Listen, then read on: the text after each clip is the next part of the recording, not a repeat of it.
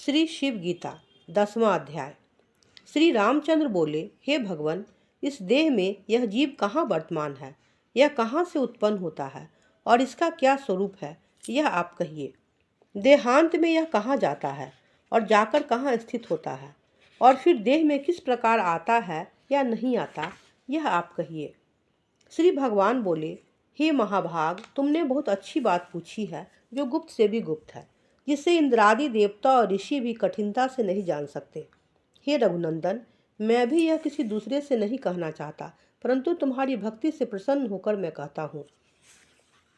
मैं ही सत्य स्वरूप, ज्ञान स्वरूप, अनंत, परमानंद परमात्मा, परम ज्योति, अव्यक्त एवं व्यक्त का भी कारण, नित्य विशुद्ध, सबका आत्मा, निर्लेप, निरंजन, सब धर्मों से परे तथा मन से भी अग्राह्य हूँ। सभी इंद्रियां मुझे ग्रहण नहीं कर सकती, मैं सबको ग्रहण करने वाला हूँ। मैं ही संपूर्ण लोक का ज्ञाता हूँ, मुझे कोई नहीं जानता। मैं संपूर्ण विकारों से रहित हूँ। बाल, यौवनादि परिणाम आदि विकार भी मुझ में नहीं हैं। जहाँ वाणी भी निवृत्त हो जाती है तथा मन से भी अप्राप्त है, उस आनंद ब्रह्म मुझको प्राप्त होकर यह प्राणी फिर कहीं से भी भय को प्राप्त नहीं होता है। जो संपूर्ण प्राणियों को मुझ में देखता है और मुझे संपूर्ण प्राणियों में देखता है, वह निंदा रहित हो जाता है।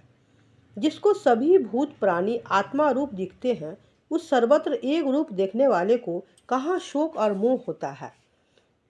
यह संपूर्ण भूतों में गुप्त रूप आत्मा प्रकाशित नहीं होता, परंतु संपूर्ण में वर्तमान है, सूक्ष्म बुद्धि पुरुषों को ही दिखाई देता है। अनादि अविद्या से युक्त मैं ही एकमात्र अविनाशी, अव्याकृत तथा ब्रह्म जगत का कर्ता ईश्वर हूँ। जिस प्रकार अविद्या के साक्षी भूत ज्ञान पर स्वप्न में त्रिलोकी की कल्पना की जाती है, इसी प्रकार मुझ में यह जगत उत्पन्न हो दिखता है, स्थिति पाता है और लय हो जाता है। अनेक प्रकार की अविद्या के आश्रय होकर जीव रूप से भी मैं ही निवास करता हूँ। 5 कर्मेंद्रियां और 5 ज्ञानेंद्रियां, मन, बुद्धि, अहंकार, चित्त, इनका चतुष्टय और 5 प्राण, यह सब मिलकर लिंग शरीर को उत्पन्न करते हैं। उसी लिंग शरीर में अविद्या युक्त यह चैतन्य का प्रतिबिंब पड़ता है। उसी को व्यवहार में जीव, क्षेत्रज्ञ और पुरुष कहते हैं। वही जीव अनादिकाल से पुण्य पाप से निर्मित हुए स्थावर जंगम आदि देहों में वास कर शुभाशुभ कर्म का फल भोगता है। उसी को परलोक गति होती है तथा वही जागृत, स्वप्न, सुषुप्ति, इन 3 अवस्थाओं का भोगता है। जैसे दर्पण के मलिन होने से मुख भी मलिन दिखता है, इसी प्रकार अंतःकरण के दोषों से आत्मा विकारी दिखता है।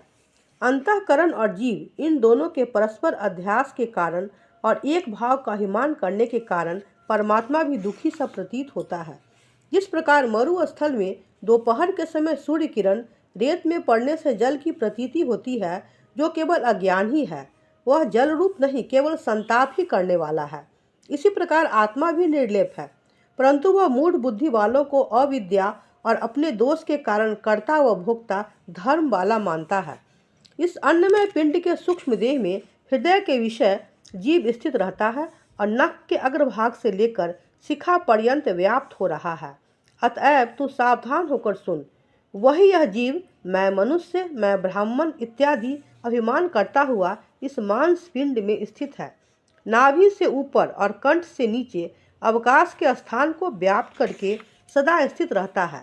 इतने ही स्थान के बीच में हृदय है, जिसका स्वरूप डंडी सहित कमल कली के समान है।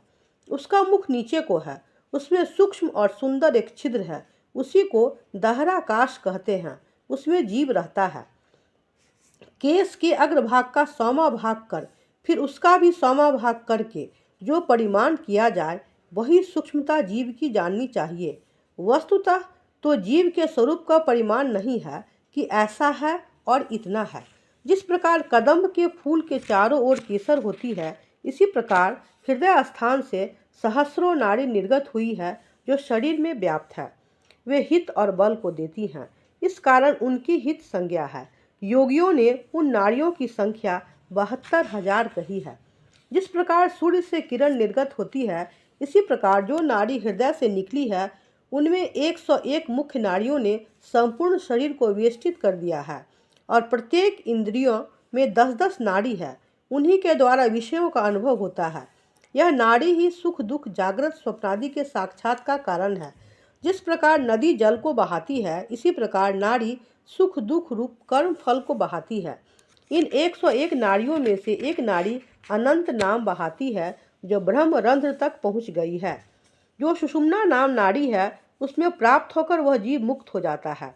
जिस समय यह अंतःकरण कामादि दोष शून्य होता है, उस समय यत्न करने से योगी का आत्मा इस नाड़ी में प्राप्त होता है, परंतु उस समय सद्गुरु की कृपा और पूर्ण ज्ञान की आवश्यकता है, कारण कि ज्ञान द्वारा मुक्ति प्राप्त होती है।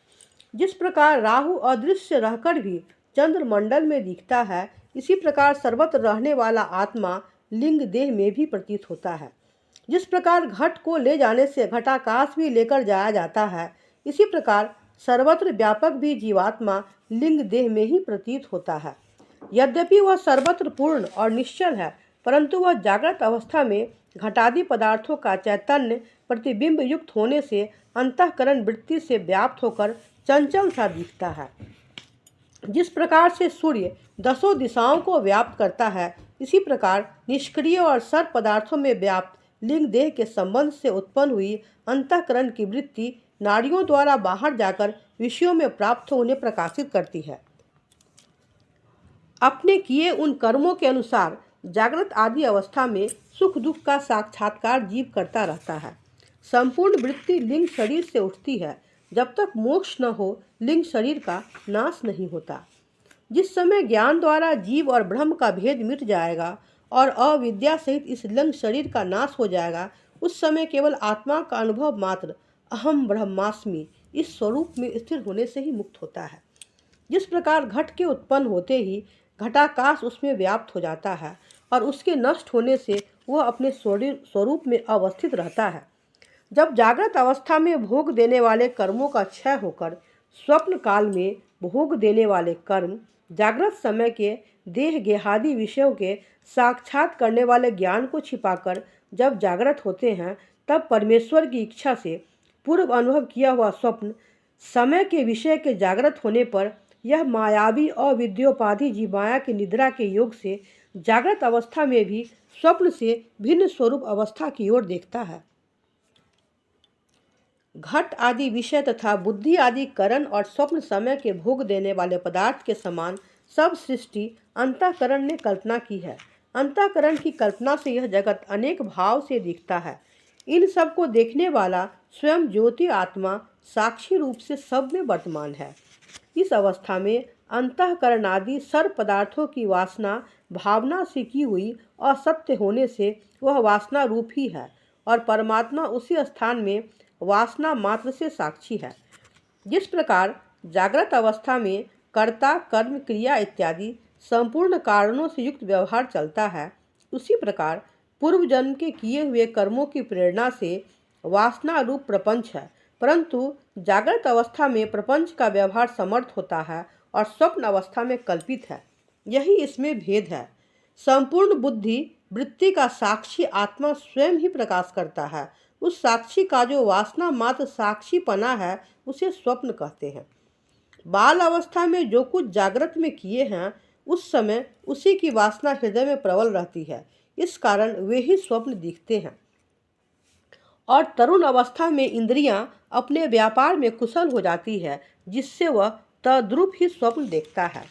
और जो वृद्धावस्था में परलोक जाने के निमित्त दान धर्म विद्यादि दान ऐसे उत्तम कर्म करते हैं, उनके हृदय में यह वासना दृढ़ हो जाती है, तो प्रायः वह भी इसी प्रकार के स्वप्न देखा करते हैं।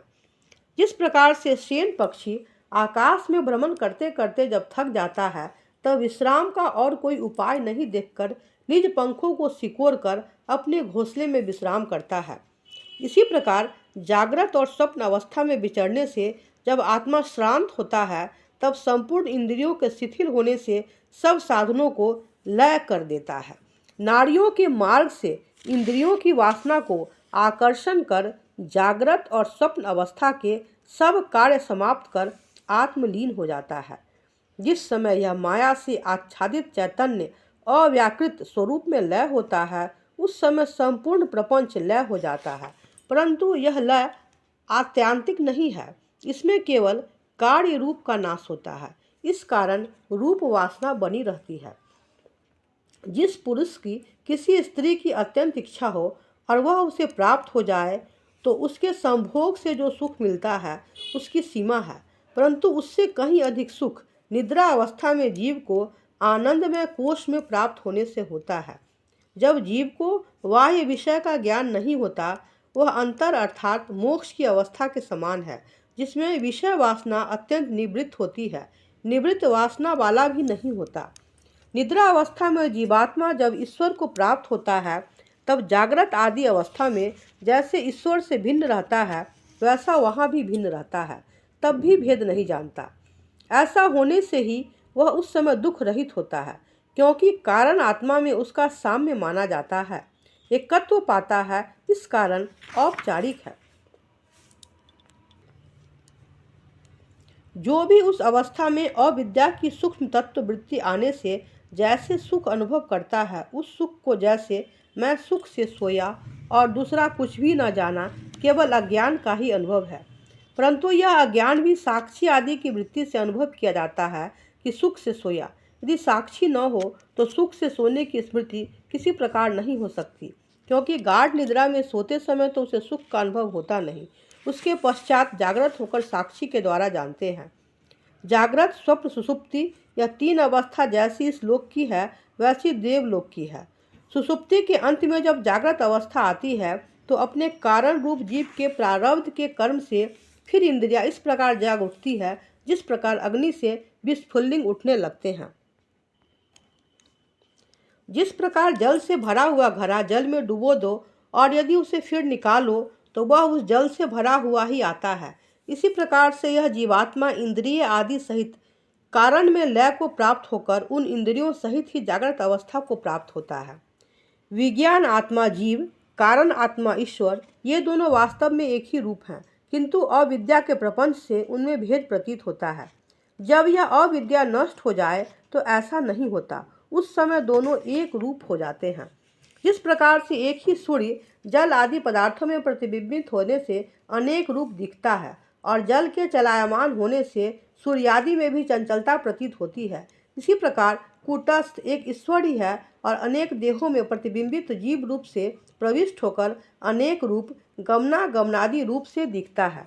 आत्मा देहादि उपाधि से रहित स्व प्रकाश है, परंतु स्वरूप की स्मृति लोप करने वाली माया ने विस्मृति को प्राप्त कर दिया है। इससे सब प्रपंच इसमें अज्ञान से विदित होता है, कारण कि यह माया को तो न होने वाली बात को भी करके दिखा देती है। माया के योग से आत्मा में कितने ही विरुद्ध कर्म दिखे, परंतु माया के दूर होते ही जीव ईश्वर और निर्विकार हो जाता है। हे दशरथ कुमार, यह तुम्हें जीव का स्वरूप वर्णन किया। 10वां अध्याय समाप्त।